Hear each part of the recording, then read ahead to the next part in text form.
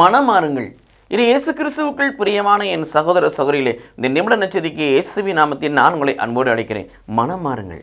நாம் மனமாற தவக்காலம் பல்வேறு நிலைகளிலே பல்வேறு வழிபாடுகளே அவற்றை உணர்த்தக்கூடியதாக இருக்குது. திருவை தன் கவனம் முழுவதையும் பிள்ளைகள் மனமாறி வாழ்வதற்காக மன்னிப்பை பெறுவதற்கான வழிவுகளை உருவாக்கி கொண்டே இருக்குது.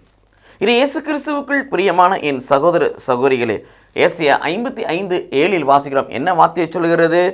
ஆண்டவரிடம் அந்த மக்கள் தங்கள் தீமையெல்லாம் விட்டு விலகி, தங்கள் பாவங்களையெல்லாம் விட்டு விலகி ஆண்டவரிடம் திரும்பி வரட்டும், அவர் அவர்கள் மீது இரக்கம் காட்டுவார். திரும்புகிற வாழ்வு, ஆண்டவரை திரும்பி பார்க்கிற வாழ்வு. உலகத்தையே பார்த்து ஓடிக்கொண்டது நாம் இப்போ உலகத்தை அப்படியே எபோட்டன் போட்டு யார் பக்கமாக திரும்புகிறோம்? ஆண்டவர் பக்கமாய் திரும்பும். இந்த திரும்புதல், தம் மனத்தை ஆண்டவர் பக்கமாய் திருப்புதல், மனம் திரும்புதல், இதுதான் மனம் மாறுவது. நாம் மனம் மாறிவிட்டோம் என்பதை காண்பிப்பதற்கு மத்தேயு 3:8 லூக்கா 3:8 வாசிக்கிறோம். என்ன வார்த்தை சொல்லப்படுகிறது? உங்கள் மனமாற்றத்தை செயலில் காண்பியுங்கள். மனம் திரும்பலை கேட்ட கனிகளை கொடுங்கள்.